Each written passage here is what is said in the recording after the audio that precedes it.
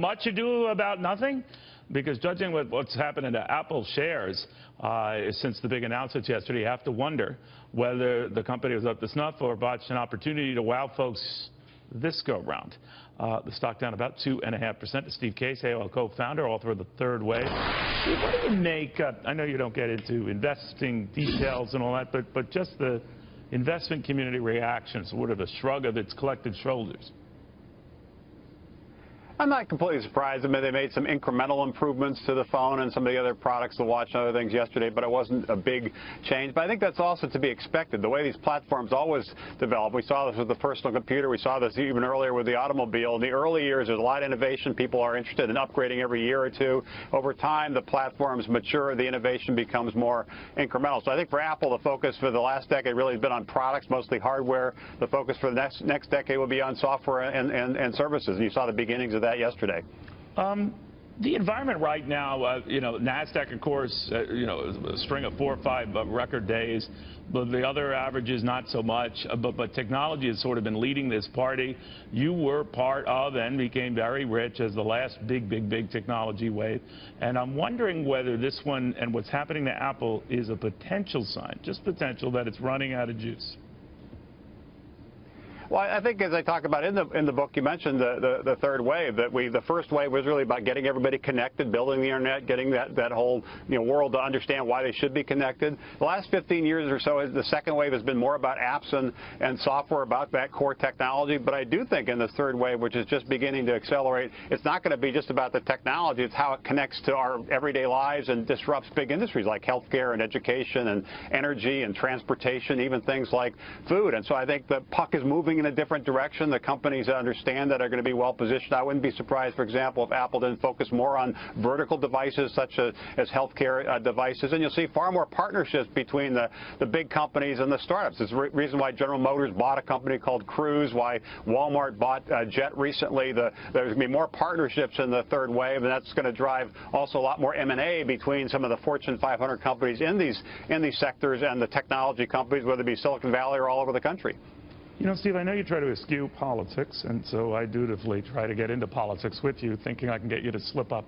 But in all seriousness, I had Mark Cuban on the other day, the Dallas Mavericks owner, billionaire, and he was saying, of course, no fan of Donald Trump, but he is saying that he sees a fall event coming, that we could see a big correction.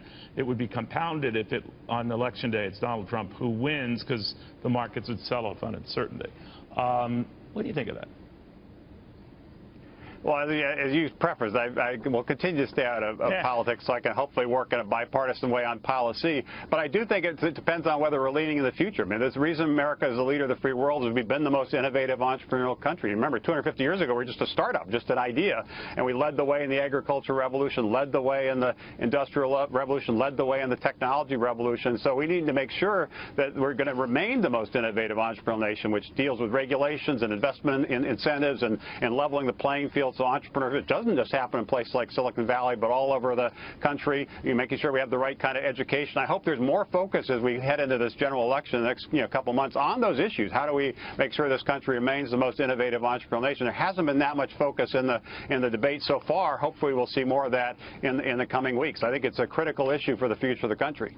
As a big tech guy in your own right, do you worry about this effort some have cited in the industry, on the left and the right, that we are ceding not our control of the internet, but our leading position on the internet to this amorphous sort of nameless council or group that will decide such matters going forward? That you know, the old line that we invented the internet and now we're ceding the internet.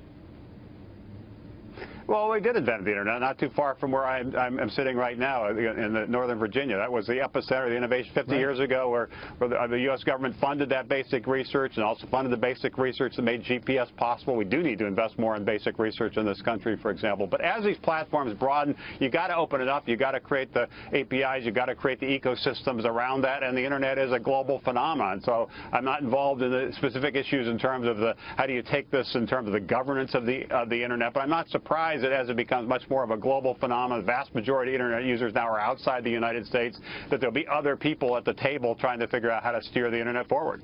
All right, in the book, there's a lot of pictures of you and President Obama. To be fair, there's some with you, President Bush as well. Who do you like more? I like them both. I respect anybody who's willing to serve, and I think they both made contributions to the country, and I applaud their efforts, particularly on issues around startups and entrepreneurship and innovation. That, to me, is the core. That's obviously the area I most understand, I'm most passionate about. And I think progress has been made. We need to make sure that next administration, whether it's the Clinton administration or the Trump administration, continues to put this issue around innovation front and center, continues to make sure we're taking the steps to be the most innovative entrepreneurial nation in a world that is globalizing around entrepreneurship as well. There's a lot of talk about globalization, the impact on manufacturing or the impact on finance and capital. We're also seeing the globalization of entrepreneurship. So we really need to step up our efforts in the coming decade, or we're going to lose our edge, we're going to lose our way. So that's why I think it's so important in this election that there be more focus on those issues, and both candidates really put their proposals on the table so we understand how they intend to steer the country forward, so we can continue to create jobs and grow our economy and be the innovators just as we've been over the past 250 years. Have you met with Donald Trump? I have not met with him recently. I've met with him several times over the past few years. I met with Hillary Clinton as well. So I don't know either of them personally or particularly well, but I have met with both. Could you work with Donald Trump? I'll try to work with anybody, Republicans, Democrats, Independents. My whole shtick, I've lived for 30 years in the Washington, D.C. area, worked with President Clinton in those early days of the Internet when it was just coming of age and being commercialized. I worked with President Bush on a number of issues, worked with President Obama on a number of issues as well. So whether it's President Trump or President Clinton, I'll do what I can to try to move the nation forward and try to build bridges, particularly around these issues of innovation and entrepreneurship.